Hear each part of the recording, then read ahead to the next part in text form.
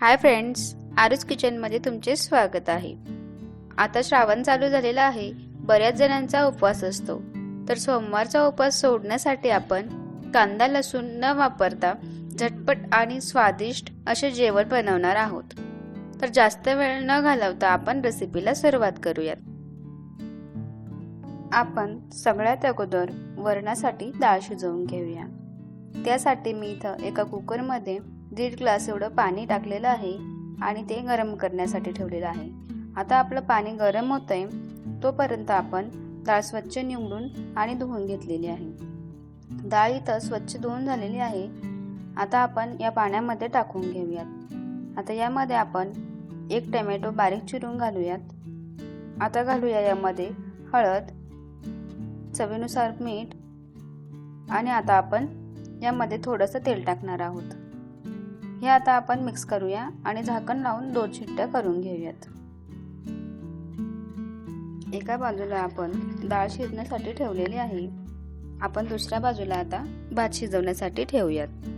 त्यासाठी एका पातेल्यामध्ये मी 1 वाटी तांदूळ स्वच्छ धुवून घेतलेले आहे। त्यामध्ये आपण गरजेनुसार पाणी घालूयात आणि चवीनुसार घालूया मीठ। आता मीठ मिक्स करून आपण हे गॅसवरती शिजवण्यासाठी ठेवून देऊयात। आता वरण भात आपला शिजतोय तोपर्यंत आपण चपात्यांसाठी कणिक मळून घेऊयात। आता इथे एका वाटीमध्ये मी 1 वाटी गव्हाचे पीठ चाळून घेतलेलं आहे। आता त्यामध्ये आपण थोडेसे मीठ टाकून घेऊयात आणि हे आपण थोडं पाणी घालून व्यवस्थित मळून घेऊया। ही कणिक फक्त आपल्याला भिजवून घ्यायची आहे। मुरत ठेवली की ही कणिक आपली व्यवस्थित मुरून राहते। आता याला आपण साईडला ठेवून देऊया। तुम्ही इथं बघू शकता, आपण पीठ मळत होतो तोपर्यंत आपलं वरण आणि भात दोन्हीही शिजलेलं आहे। कुकर इथे आपला थंड झालेला आहे। आता आपण झाकण खोलून बघून घेऊया डाळ आपली व्यवस्थित शिजली की नाही। तर तुम्ही इथे बघू शकता, डाळ आपली 2 शिट्ट्यांमध्ये किती छान अशी शिजलेली आहे। आता आपण याला चमच्याच्या साहाय्याने घरटून घेऊयात। डाळ घरटून घेतलेली आहे। आता आपण यामध्ये जितकी आपल्याला घट्ट किंवा पातळ डाळ करायची आहे त्यानुसार पाणी घालूया आणि खूप सारी बारीक चिरलेली कोथिंबीर घालूया। वरणाला फोडणी देण्यासाठी मी इथे एक पातेले घेतलेलं आहे। पातेले आपलं गरम झालंय की त्यामध्ये आपण तेल टाकूया। आता तेलही गरम झालेलं आहे। यामध्ये आपण अर्धा चमचा एवढी मोहरी टाकून घेऊया। मोहरी थोडी तडतडली की यामध्ये आपण 4 ते 5 कढीपत्त्याची पानं आणि 1 चमचा एवढे जिरे घालून घेऊया। आता यामध्ये आपण 3 ते 4 उभ्या चिरून घेतलेल्या हिरव्या मिरची घालूया। मिरची ही थोडी परतून घेऊया आणि जी शिजवलेली डाळ होती आपण ती यामध्ये घालून घेऊया। आता कुकरला लागलेली डाळ आहे त्यात आपण थोडंसं पाणी घालून ते यामध्ये टाकूयात। आता यामध्ये आपण मीठ घालणार नाही कारण आपण शिजतानाच यामध्ये मीठ घातलेलं आहे। तुम्हाला जर थोडं कमी वाटत असेल तर तुम्ही टाकू शकता। आता आपण याला एक उकळी काढून घेऊया आणि आपली डाळ तयार आहे।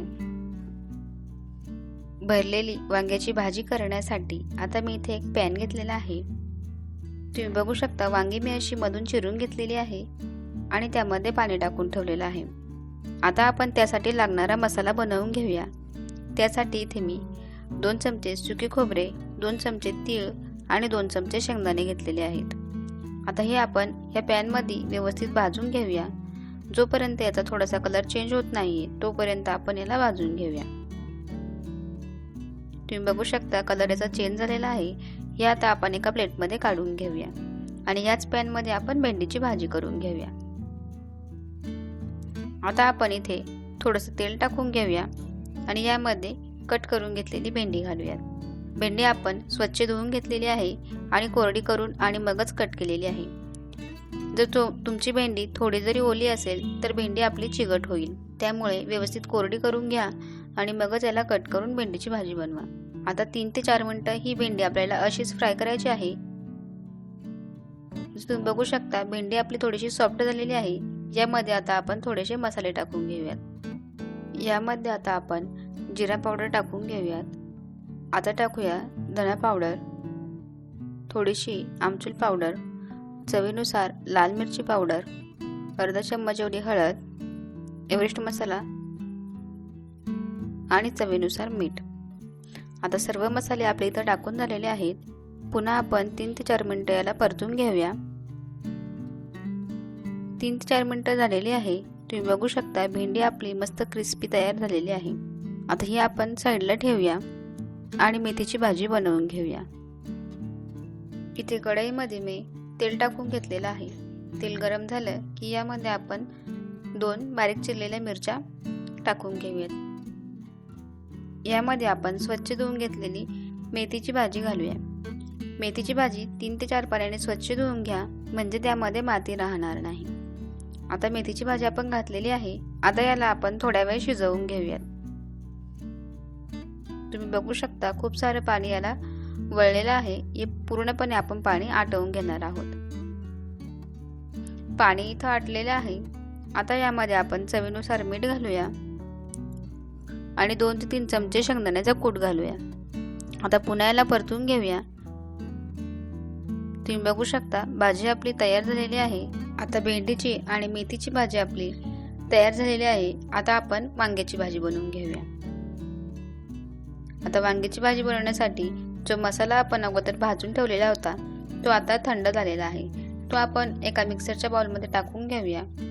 आता यामध्ये टाकूया 1 चमचा जिरं आणि हे बारीक असं वाटून घेऊया.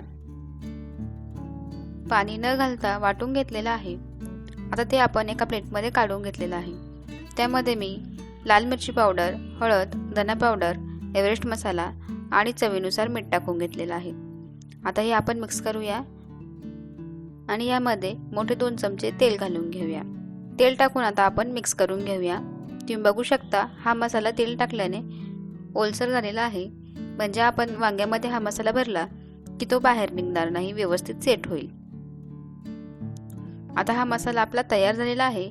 आता आपण जी कट करून घेतलेली वांगी होती त्यामध्ये हा मसाला आपण भरून घेऊयात.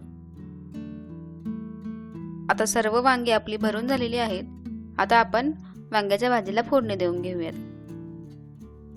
कुकरमध्ये इथे मी 1 चमचा एवढं तेल टाकून घेतलेलं आहे. तेल गरम झालं की त्यामध्ये आपण अर्धा चम्मच मोहरी टाकून घेऊया. मोहरी तडतडली की आता आपण त्यामध्ये 4 ते 5 कढीपत्त्याची पानं टाकून घेऊया. आता आपण यामध्ये जो मसाला भरून ठेवलेली वांगी होती ती टाकून घेऊयात. वांगी इथे मी टाकून घेतलेली आहे. आता ही वांगी आपण 2-3 मिनिटं व्यवस्थित परतून घेऊया. वांगी आपली परतलेली आहे. आता आपण जो मसाला उरलेला होता त्यामध्ये थोडंसं पाणी घालूया आणि तो मसाला यामध्ये टाकूयात. आता तो मसाला मी यामध्ये टाकलेला आहे. आता पुन्हा थोडंसं पाणी यामध्ये मी घालत आहे. मी इथं वांगे शिजतील एवढंच पाणी घातलेलं आहे, कारण ही भाजी मला कोरडी करायची आहे. जर तुम्हाला पातळ भाजी हवी असेल तर तुम्ही यामध्ये अजून थोडंसं पाणी घाला. आता यामध्ये मला मीठ थोडंसं कमी वाटत आहे, त्यामुळे अजून थोडंसं मीठ मी यामध्ये घालत आहे. आता आपण झाकण लावून याच्या 2 शिट्ट्या करून घेऊयात आणि आपली वांग्याची भाजी रेडी होईल. आता आपण भज्यांसाठी पीठ भिजवून घेऊयात. त्यासाठी एका बाउलमध्ये इथं मी 1 वाटी एवढं बेसन पीठ घेतलेलं आहे. त्यामध्ये आपण अर्धा चम्मच एवढा ओवा घालून घेऊया. चवीनुसार मीठ घालूया, लाल मिरची पावडर घालूया आणि हळद घालूया.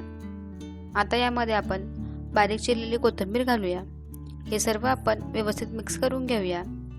आता थोडं थोडं पाणी घालून याचा आपल्याला व्यवस्थित बॅटर बनवून घ्यायचं आहे. आता बॅटर आपलं रेडी झालेलं आहे. एका बाउलमध्ये मी 2 मीडियम साईजचे बटाटे इथं साली काढून गोल गोल असे कापून घेतलेले आहे. बटाटे आपल्याला जास्त पातळ नाही कापायचे आहे, ना जास्त जाड कापायचे आहे.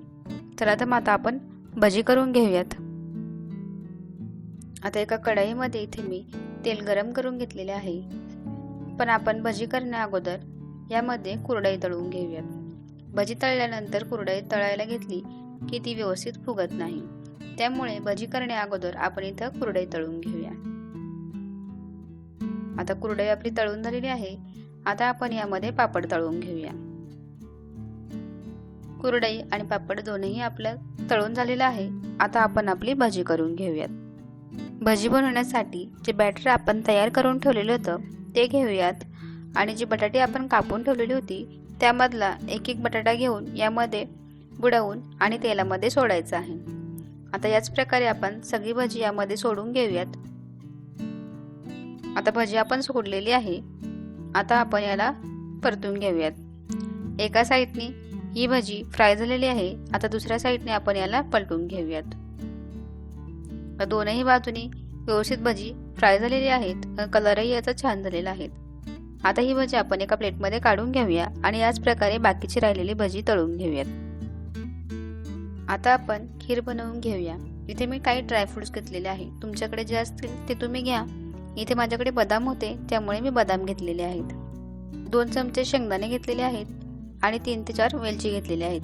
हे सगळं आपण मिक्सरच्या भांड्यामध्ये टाकून जाडसर असं वाटून घेऊयात. जाडसर असं मी वाटून घेतलेलं आहे. आता आपण पुढची प्रोसेस बघून घेऊया. इथे मी एक कढई गरम करून घेतलेली आहे. त्यामध्ये आपण 2 ते 3 चमचे तूप घालून घेऊया. आता त्यामध्ये आपण अर्धी वाटी एवढा रवा घालून घेऊया. आपण रव्याची खीर करत आहोत तर 1 लिटरसाठी अर्धी वाटी एवढाच रवा मी घेतलेला आहे. जास्त रवा जर तुम्ही घेतला तर खीर आपली खूप घट्ट होते. आता रवा आपण 3-4 मिनिटे भाजून घेऊया. रव्याचा मस्त असा सुगंध सुटलेला आहे. रवा आपला भाजलेला आहे. खूप लालसर असा रवा आपल्याला भाजायचा नाही आहे. रवा आपला फुलला की आता यामध्ये आपण खोबऱ्याचा किस टाकून घेऊयात. तर अर्धी वाटी एवढं मी सुकं खोबरं घातलेलं आहे आणि जे ड्रायफ्रुट्स आपण वाटून घेतले ते आपण इथे घालूया.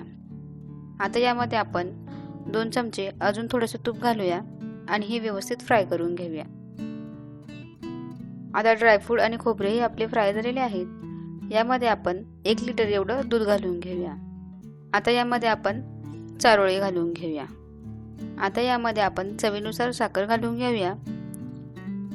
आता आपण याला उकळी येऊ देऊया आणि खीर आपली तयार आहे.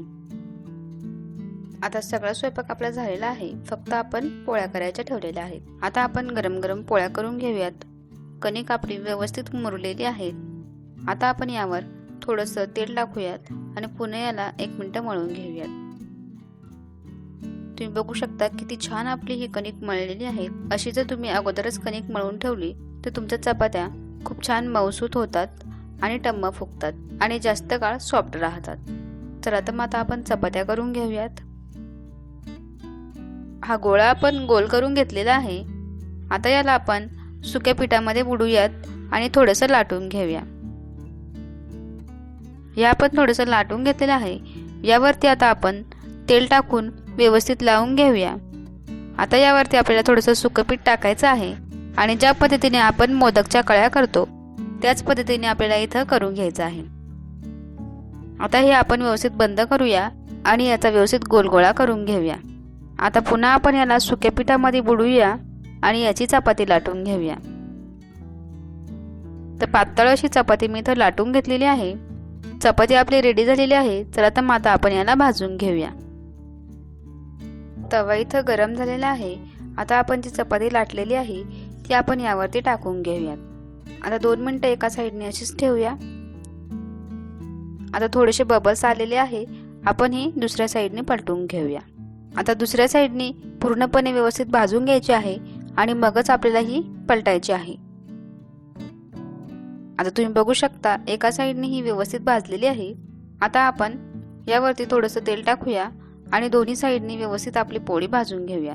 तुम्ही बघू शकता किती मस्त टम्म फुगलेली आहे आणि सॉफ्ट अशी आपली चपाती तयार झालेली आहे. आता आपला सगळा स्वयंपाक रेडी झालेला आहे. आता आपण ताट बनवून घेऊयात.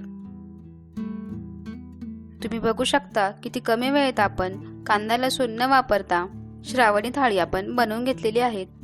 हा व्हिडिओ जर तुम्हाला आवडला तर चॅनलला लाईक करा, शेअर करा आणि सबस्क्राईब करा. तर भेटूया अशाच नवीन व्हिडिओ सोबत.